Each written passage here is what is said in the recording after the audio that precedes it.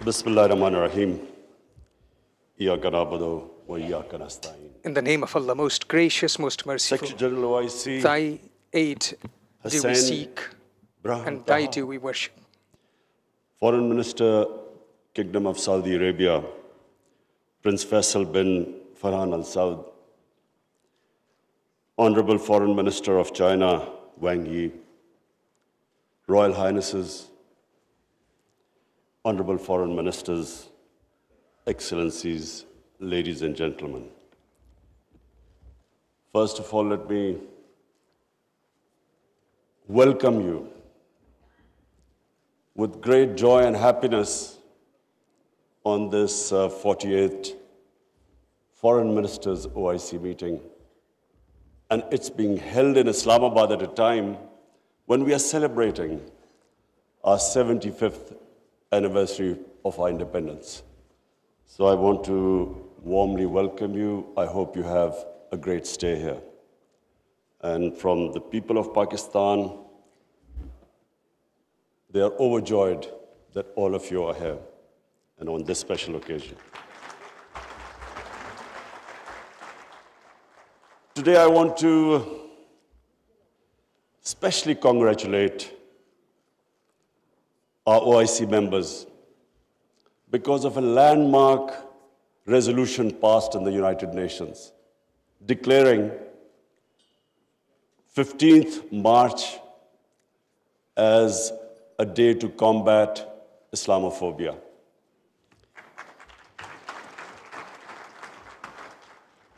But I want to remind people why 15th of March. 15th of March was a day when a gunman walked into a mosque in New Zealand and shot dead 50 people. Why did he shoot them? Because he felt that all Muslims were terrorists. Where did this Islamophobia grow and was allowed to keep growing? After 9/11. What happened after 9/11?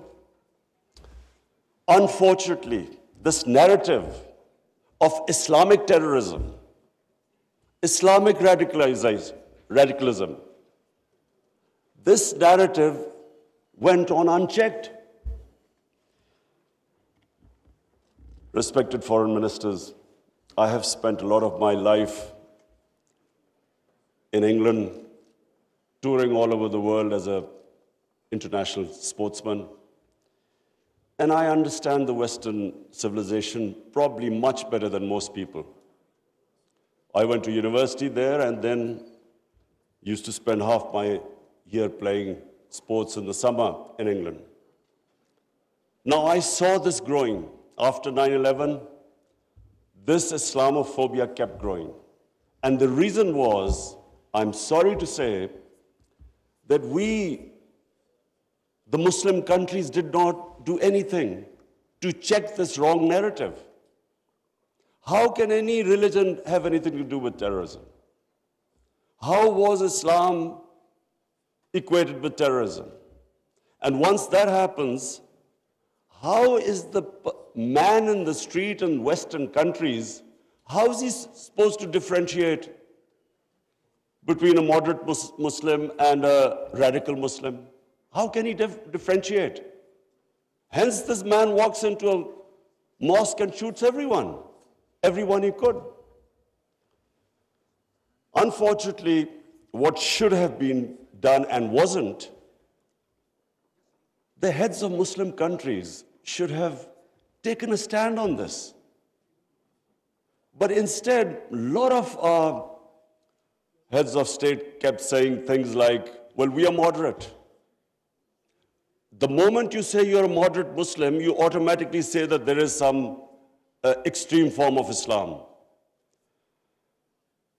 Our head of state at the time, after 9/11, he coined a phrase called enlightened moderation.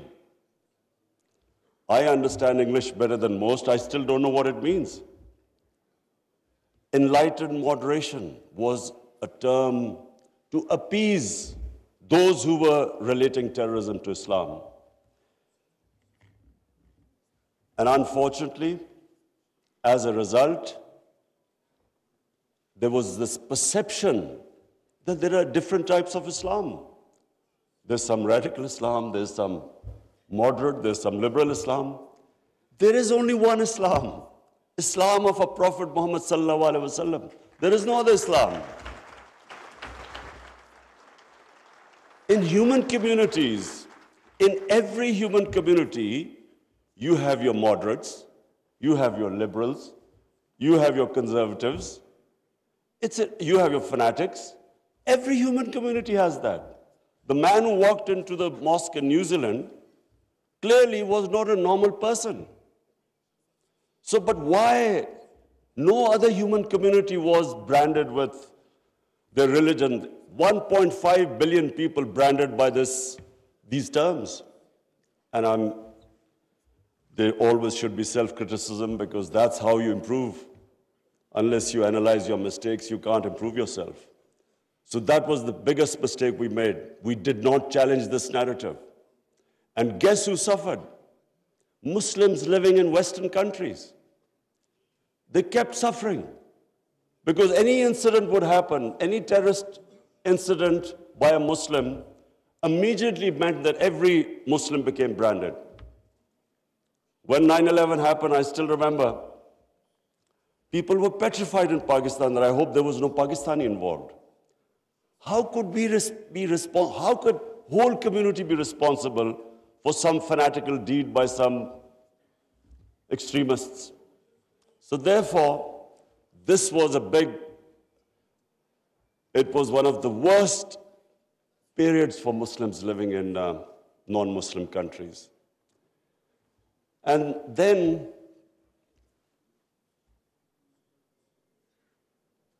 in 1989, there was a book called Satanic Verses, written by a Muslim who knew, because he came from a Muslim family, he knew the reaction in the Muslim world, amongst the Muslims, if he insulted or mocked or ridiculed our Holy Prophet, peace be upon him.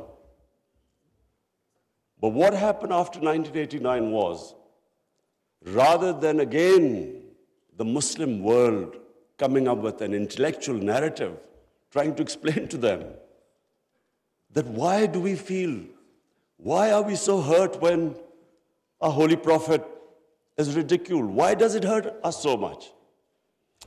Living in and knowing the Western societies, I knew why they couldn't understand, because they do not treat religion like we do. Jesus Christ is not treated the way we in the West, the way we treat our Holy Prophet here. So they couldn't understand what was going on. Why were there demonstrations? Why were there death threats to Salman Rushdie? So they kept thinking that the Muslims do not allow freedom of expression. So Muslim world is intolerant. It doesn't allow freedom of expression. They were able to vilify our religion. And yet, there was no coherent response from the Muslim world. And therefore, we kept into the cycle. Every few years, there would be some cartoons, insulting cartoons against our Prophet. Every few years, there would be something insulting him. We would respond. There would be some act of extremists. They would not respond. So this Islamophobia, the cycle, kept getting worse. And poor Muslims living in Western societies kept suffering. So that's why I'm really pleased that for the first time it has been acknowledged that Islamophobia is a reality and something needs to be done about it. And from now onwards, we hope that we will be able to put forward a narrative that why it hurts us so much. And honorable foreign ministers, let me just say that I only came into politics 25 years ago. I was watching this Islamophobia building up in Western societies. But two, I wanted my country. We were the only country which became independent in the name of Islam. And so,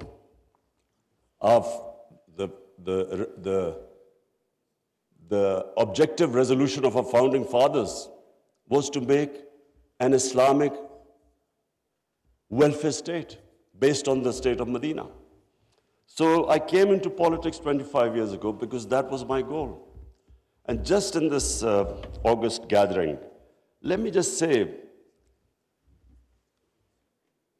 in the history of mankind, there was never a more just and humane state. Unfortunately, our children don't know about it. Even we in Muslim countries don't know that the modern state our Prophet created. Forget about Western countries or non-Muslims. How would they know about it when we ourselves don't understand that he created a state which laid the foundation of one of the greatest civilizations in human history for the next few hundred years? And that foundation was laid in the state of Medina. So what was that foundation? This is again what most people don't understand. And I'm glad that Foreign Minister Wang Yi is here, because I want people to understand what was it that caused this great revolution, one of the greatest revolutions of all times. The state of Medina was one of the greatest revolutions. What was it? Number one, our Prophet was given the title in our holy book, the Quran, as Rahmatul lil Alameen, mercy for mankind, not mercy for Muslims. He came as a mercy for mankind.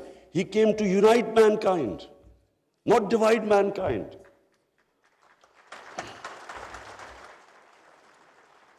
Allah for Muslims is Rahmat Rabbul Alameen, not Rabbul Muslimeen. We do not understand, we Muslims don't understand the great mission our Prophet came in this world for, to unite humanity. The Charter of Medina was signed with Jews, with Christians, with Sabians, and with pagans. All became part of a human community. We don't even realize that in 10 years which the Prophet came to Medina and then he left this world, people think that it was, through conquests and through the sword. Hardly anyone knows that in these 10 years, there were only about 1,200 people who were killed in battles.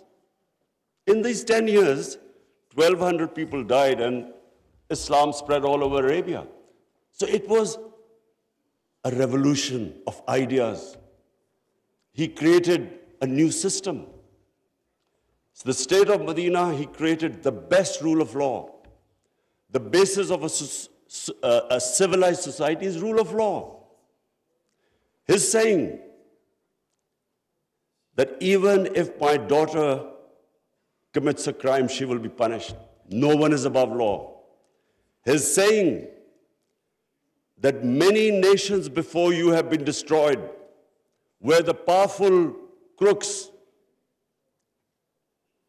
were exempted, were given immunity, and poor crooks were put into jail. If you look at the world right now, Excellencies, I can tell you, just look at all the poor countries. Look at the countries which have poverty. There will be one thing in common. They cannot catch the white-collar criminals. They only end up putting petty criminals in jail. This is the biggest problem which our Prophet, peace be upon him, predicted almost 1,500 years ago. The developing world is poor, not because they lack resources, because they cannot put the powerful criminals in jail. There's a FACTI panel report by Secretary General of the United Nations. According to this report, and this will shock all of you, that every year, $1.6 trillion leave the poor countries and end up in tax havens and in the developed world. $1.6 trillion according to the Fact-I panel report of the UN Secretary General. Just imagine what is going on. Poor countries are being robbed simply because we cannot put the powerful criminals in jail. We cannot bring them under the rule of law. This is what our prophet predicted. And this was the state of Medina where he set up this system of rule of law, no one above. And two of the first four Khalifas, two of the first four heads of state of Medina ended up in court of law. And one of the most revered and respected figures of Islam, who was the fourth Khalifa, he loses a case against a Jewish citizen because the judge refused to accept the testimony of his son. This was the justice system there, which laid the foundation of this great civilization. So what does it show? Number one,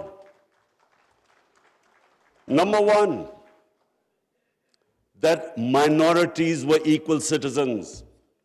They were equal citizens in front of law. There was no discrimination.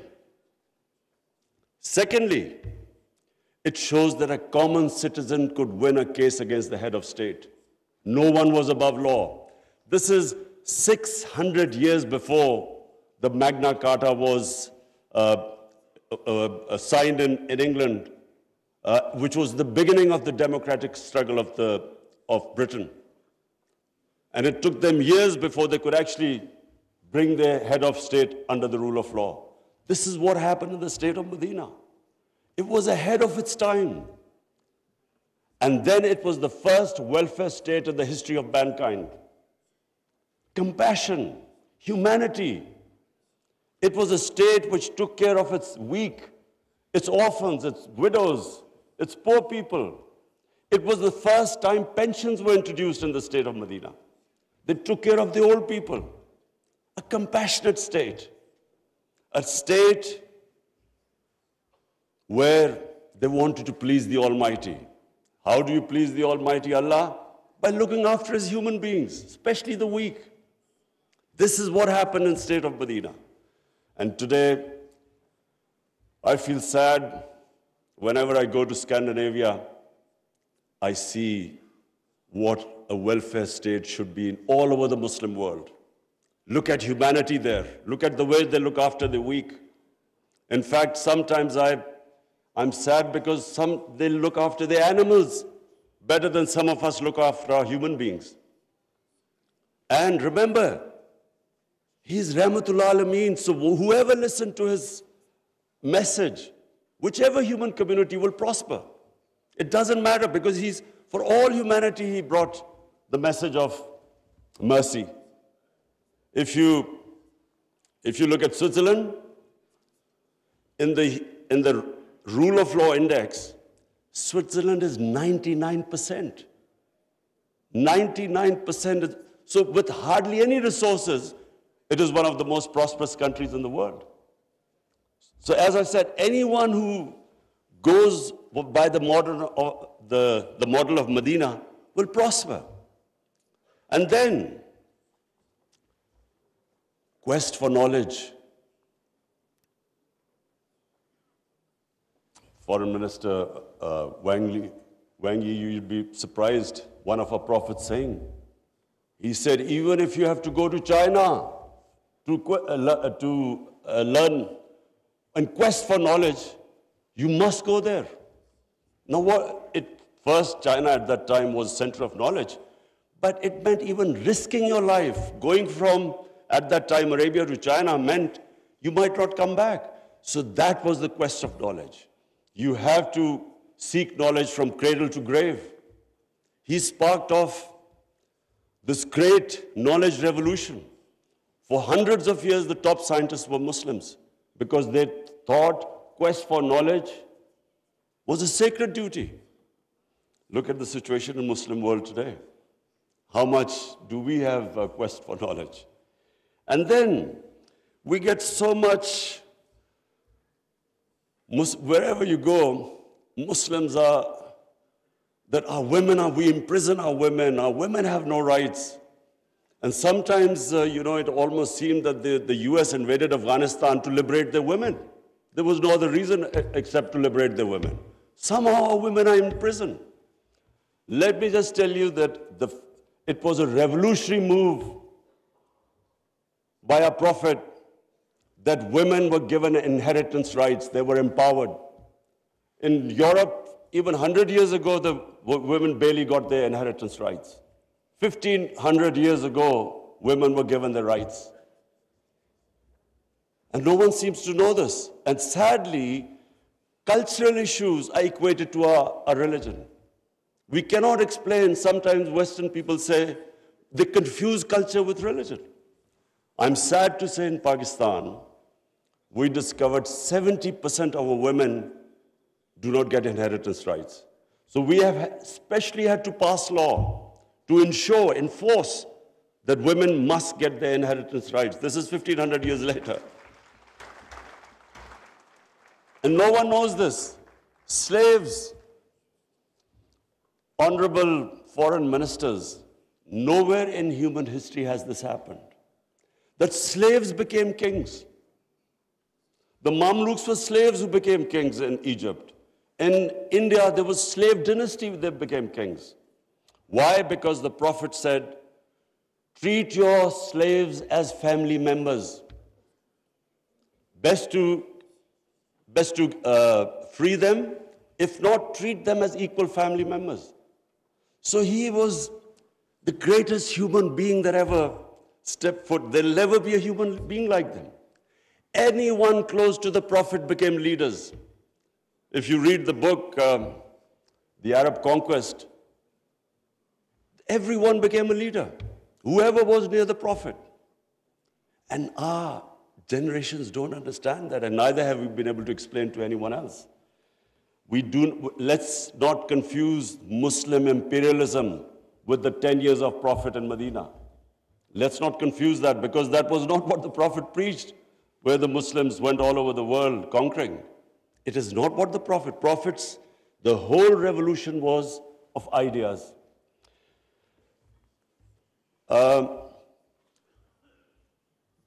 Honorable foreign ministers, one of the ideas of OIC is to protect Islamic values. So now I will say something which is completely different. I believe that Islamic values never have been so much under threat as they are right now. And I bring this to this August assembly because when I became the Prime Minister, I asked the police chief, asked him what the crime chart. I was amazed to note that sex crime, child abuse and rape is the fastest growing crime in this country. So we did further investigation. We discovered that the mobile phone, the sort of pornographic material available on the mobile phone to children, this has never happened in human history. So the material available is causing havoc in our society without us knowing. Parents don't know what's happening when the child goes into his room or something. They don't know what he's watching on his mobile phone. It is very important that this August forum, we should plan how to combat this, because it is already having a huge impact. We have a rise in divorces. We all know that the more vulgarity, the more a society gets permissive, it has a direct impact on the family system. One of the most important things about Islam is that our religion protects the family system. We have values like we respect parents. We have respect for our teachers. But the culture that is coming through, social media, we really need to think carefully, how are we going to protect our generations? I have formed in Pakistan a Rahmatul Alameen authority of scholars. The whole purpose is how are we going to give an alternate point of view to our children, cartoons. How do we, because children get influenced from that age onwards. How do we strengthen our children against this unpredictable social media revolution. How do we know where it is going? So I think that I thought at this meeting I should mention, because we need to start thinking about alternate media, how we can combat. You can't stop social media, but we can give our children, fortify them, strengthen them ethically and morally. Now I come to, two important political issues. One is Palestine and the other is Kashmir. Honorable Foreign Ministers, we have failed both the Palestinians and the people of Kashmir. I'm sad to say that we have been able to make no impact at all. They don't take us seriously. We are a divided house, and those powers know it. We are 1.5 billion people, and yet our voice to stop this blatant injustice is insignificant. We are not talking about conquering some country. We're simply talking about the human rights of the people of Kashmir and Palestine, the international law, which is on their side, United Nations Security Council resolutions that back their right. In Kashmir, the international community promised them the right to decide their own destiny through a plebiscite. That right was never given to them. In fact, the special status of Kashmir was taken away illegally by India on 5th August 2019. Nothing happened because they feel no pressure. They feel we can make a resolution and then, back to our usual business.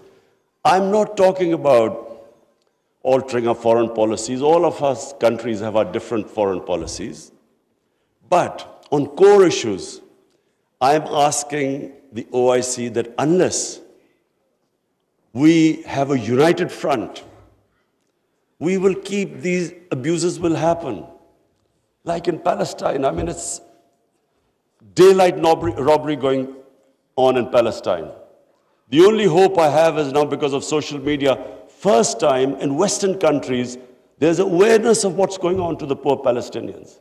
That is so far much more than the OIC. It's the mobile phone and the spread of information of the injustices being done to the Palestinians.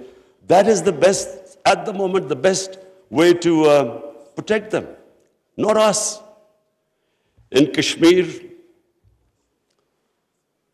it's a war crime, according to the 4th Geneva Convention, to change the demography of an occupied land. India is changing the demography of Kashmir by making the Muslims from a majority to a minority, by bringing in settlers from outside. This is a war crime. Yet no one is pushed about it. Neither India is pushed nor Israel, because they think we are ineffective.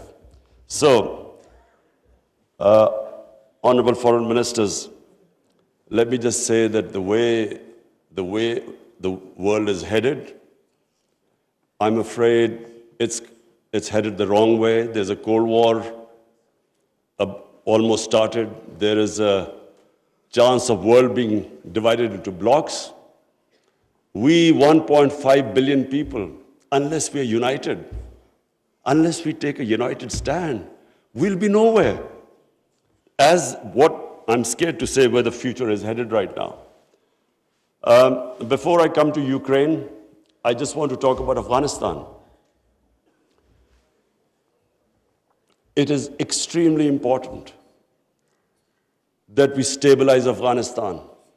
After 40 years, and no nation has suffered as the people of Afghanistan. 40 years of conflict. Finally, there is no conflict going on. The only danger now to Afghanistan is that through the sanctions and non-recognition, they might end up having a humanitarian crisis. Already the people are falling below the poverty line. Already there's a brain drain going on. So it's extremely important that we help the people of Afghanistan. And I say this because a stable Afghanistan is the only way, I repeat, it's the only way we are going to be able to stop international terrorism from Afghan soil. No other country is going to be able to do it.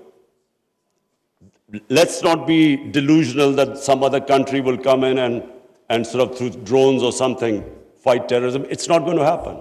The only hope is a stable Afghanistan government that can take care of international terrorism. I want to add a word of caution. Anyone who knows the Afghan character should be cautioned that please do not push the people of Afghanistan to do things where they feel that their sovereignty is being threatened. They are very proud, independent-minded people. They have always fought for their sovereignty for hundreds of years. They do not like the idea that someone is dictating to them. So I would caution that let's help them, let's encourage them, let's get them involved in the international community. And I believe that the people of Afghanistan are strong enough to evolve and go in the right direction. But please let's remember that the Afghan character does not like outside interference. And finally, I come to Ukraine. I'm, like I think everyone here and the rest of the world, we're all worried about what's going on there. May I suggest that the OIC, during its discussions, the foreign ministers, we should think about how we, represent 1.5 billion people, how we can mediate, how we can bring about a ceasefire, how we can try and put an end to the conflict. I'm going to meet His Excellency Wang Yi after this, and I want to discuss how maybe OIC, along with China, how we can all step in and try to stop this conflict, which is going to have, if it keeps going the way it is, it will have great consequences for the rest of the world. I have already, as the head of the government here, I can tell you that we're already suffering. Oil prices have gone up, gas prices have shot up, wheat prices have gone up because of this war. And if this keeps continuing, this is only going to get worse.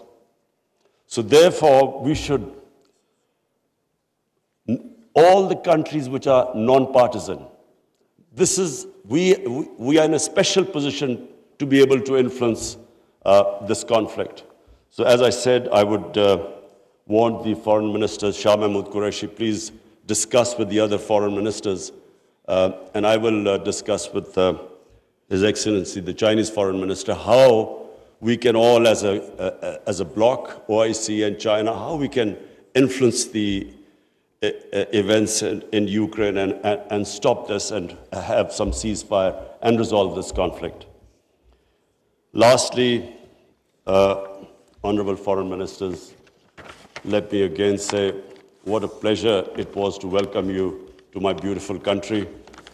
I want to end by saying, again, I repeat, that the world is moving in a direction which is sadly worrisome for all of us. In bloc politics, in Cold War, and let's just 1.5 billion people we keep underestimating the strength we have. Somehow we lack self-belief. As a sportsman, I can tell you that a team that has self-belief will defeat a team that is far more talented but doesn't have self-belief. We don't have self-belief. We somehow look to others to help us and get justice. But where the world is headed, it is extremely important that we get united and on certain core issues take a stand. And let's not be dragged into this, into blocks, into the conflicts. We should stay as a bloc and show our power in bringing about peace rather than becoming part of some conflict. Thank you very much.